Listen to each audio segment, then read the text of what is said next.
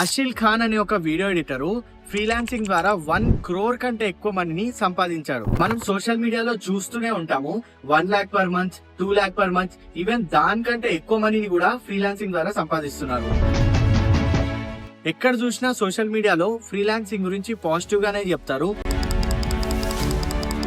కానీ ఎంతమందికి తెలుసు 80% కంటే ఎక్కువ ఫ్రీలాన్సర్స్ కి మంత్లీ ఒక్క ప్రాజెక్ట్ దొరకడం కూడా చాలా కష్టమని. ఫైవర్, అప్వర్క్ ఇట్లాంటి ప్లాట్ఫామ్స్ లలో tens of lakhs of freelancers register అవుతున్నారు. కానీ అందులో టాప్ 5% ఫ్రీలాన్సర్స్ మాత్రమే ఒక సస్టైనబుల్ ఇన్కమ్ ని జనరేట్ చేయగలుగుతున్నారు.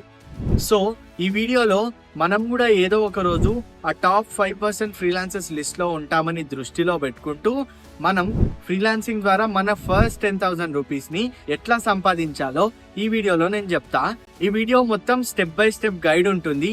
From knowing your passion, mastering a skill, creating portfolio, getting clients and lastly మన ఫస్ట్ 10,000 రూపీస్ ని సంపాదించడం. So let's get started. Step number 1, knowing your passion. అసలు మనం మన ప్యాషన్ ఎలాగ అనుకుంటాం? నాకు ఒక్కోసారి ప్రోగ్రామింగ్ చేయాలని ఉంటుంది, ఒక్కోసారి హ్యాకింగ్ చేయాలని ఉంటుంది, ఒక్కోసారి డైరెక్షన్, ఒక్కోసారి బాడీ బిల్డింగ్. ఇలా మన మైండ్ ఒకదాని నుంచి ఇంకో దానికి జంప్ అవుతూనే ఉంటది. అసలు నాలో ఏదైనా స్పెషాలిటీ ఉందా, అసలు నాకు ప్యాషన్ ఉందా? ఇలాంటి డౌట్స్ నాకు తెలిసి చాలా మందికి ఉంటుంది. కానీ మనం తెలుసుకోవాల్సింది ఏంటంటే మన ప్యాషన్ మన లోపల నుంచే రావాలని రూల్ ఏం లేదు. అట్లాగే మనం ఒక స్కిల్లో అవుట్ స్టాండింగ్ పర్ఫార్మెన్స్ ఇవ్వాలని కూడా రూల్ ఏం లేదు. మనం ఏదైనా ఒక స్కిల్ ని సెలెక్ట్ చేసుకొని దాన్ని మాస్టర్ చేసి దానిపైన ప్యాషన్ ని డెవలప్ చేసుకోవచ్చు. అసలు ప్రాబ్లం ఎక్కడ ఉందంటే మనం సోషల్ మీడియాలో రీల్స్ లో కానీ ఐదర్ షార్ట్స్ లో కానీ చూస్తున్న ఈ ఫ్యాన్సీ కంటెంట్ వల్లనే. వాళ్ళు ఏం చెప్తుంటారనంటే నేను నా ప్యాషన్ వల్లే ఇప్పుడు ఈ పొజిషన్ లో ఉన్నా, నా ప్యాషన్ వల్లే నేను ఇప్పుడు ఇంత మనీని సంపాదించగలుగుతున్నా, ప్యాషన్ ని ఫాలో అయినందుకే ఫైనాన్షియల్ ఫ్రీడమ్ ని పొందిన, ఇట్లాంటి స్టఫ్ అంతా చూస్తుంటాం. కాబట్టి మనం మనని డిమోటివేట్ చేసుకొని మనం మనని తక్కువ చేసుకుంటున్నాం. మనం ఫ్రీలాన్సింగ్ స్టార్ట్ చేయడానికి ఇట్ ఈస్ కంప్లీట్లీ ఓకే. మనకి ఏ స్కిల్ లేకపోయినా, మనం దేంట్లో అవుట్ స్టాండింగ్ పర్ఫార్మెన్స్ ఇవ్వలేకపోయినా మనం ఈ రోజు ఫ్రీలాన్సింగ్ ని స్టార్ట్ చేయొచ్చు. మనం ఒక స్కిల్ ని సెలెక్ట్ చేసుకోవడానికి నా దగ్గర ఒక ట్రిక్ ఉంది. మీకు తెలిసిన 10 to 15 స్కిల్స్ ని ఒక పేపర్ పైన రాసుకోండి. ఫర్ ఎగ్జాంపుల్, నాకు వీడియో ఎడిటింగ్ గురించి కొంచెం తెలుసు, మొత్తం తెలీదు కానీ కొంచెం తెలుసు. గ్రాఫిక్ డిజైనింగ్ గురించి కొంచెం తెలుసు, డైరెక్షన్ గురించి కొంచెం తెలుసు, ఇంటీరియర్ డిజైనింగ్ గురించి కొంచెం తెలుసు, ప్రోగ్రామింగ్ గురించి కొంచెం తెలుసు, ఆటోకాడ్ కొంచెం తెలుసు, ఆర్కిటెక్చర్ గురించి కొంచెం తెలుసు. ఇట్లా మీకు తెలిసిన అన్ని స్కిల్స్ ని ఒక 10 to 15 స్కిల్స్, అట్లీస్ట్ ఒక 10 స్కిల్స్ అయినా వచ్చేటట్టు పేపర్ లో రాసుకోండి.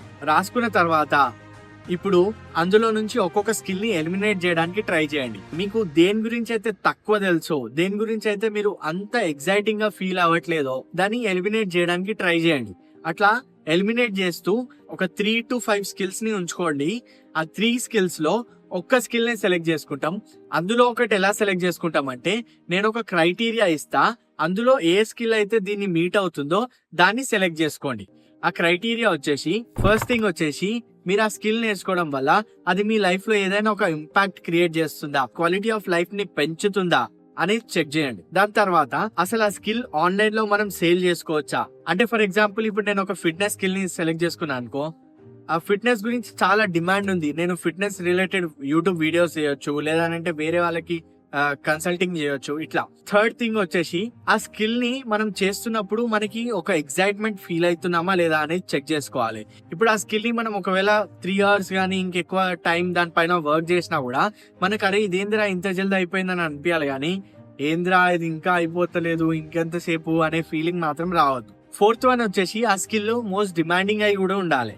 ఈ 4 క్రైటీరియాస్ ని ఏ స్కిల్ అయితే మీట్ అవుతుందో ఆ స్కిల్ ని సెలెక్ట్ చేసుకోండి. స్టెప్ నెంబర్ 2, మాస్టరింగ్ ఏ స్కిల్. మనం మొత్తం ఫ్రీలాన్స్ జర్నీలో ఇదే చాలా ఇంపార్టెంట్ స్టెప్. ఎందుకంటే మనం ప్రాపర్ స్కిల్ లేకుండా ఫ్రీలాన్సింగ్ స్టార్ట్ చేస్తే మోస్ట్ ప్రాబబ్లీ మనం ఆ 80% ఫ్రీలాన్సర్స్ లిస్ట్ లోనే చేరిపోతాము. స్కిల్ నేర్చుకోవడానికి బెస్ట్ ప్లాట్ఫామ్ వచ్చేసి యూట్యూబ్ లో మనకి ఆల్మోస్ట్ ప్రతి ఒక్క స్కిల్ కి రిలేటెడ్ వీడియోస్ దొరుకుతాయి.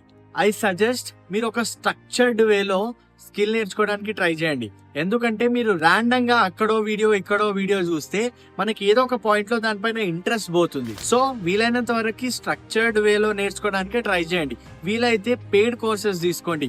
కోర్సరాలో, యూడమీలో, ఇంకా వేరే ప్లాట్ఫామ్స్ కూడా ఉంటాయి కదా, దాంట్లో పెయిడ్ కోర్సెస్ తీసుకోవడానికి ట్రై చేయండి. పెయిడ్ కోర్సెస్ ని అఫోర్డ్ చేయలేకపోతే అట్లీస్ట్ వాటి ఫ్రీ వర్జన్స్ ని టెలిగ్రామ్ లో గానీ లేదంటే ఫ్రీ కోర్స్ సైట్ అనే వెబ్సైట్స్ లలో వెతికి ట్రై చేయండి. స్కిల్ ని మాస్టర్ చేసే ప్రాసెస్ లో మోస్ట్ ఇంపార్టెంట్ థింగ్ ఏదైనా ఉందంటే మనం దాన్ని ప్రాక్టీస్ చేయడం. సక్సెస్ కావాలంటే కన్సిస్టెంట్ గా ప్రాక్టీస్ చేయాల్సిందే.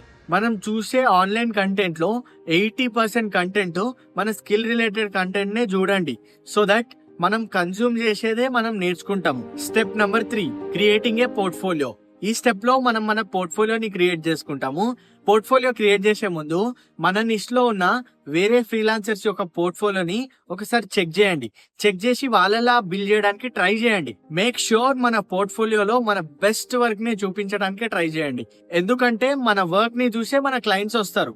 పోర్ట్ఫోలియో బిల్డ్ చేయడానికి మీకు కావాల్సినంత టైం తీసుకోండి, కానీ మీ బెస్ట్ వర్క్ ని అందులో చూపించడానికి ట్రై చేయండి. And step number 4, getting clients.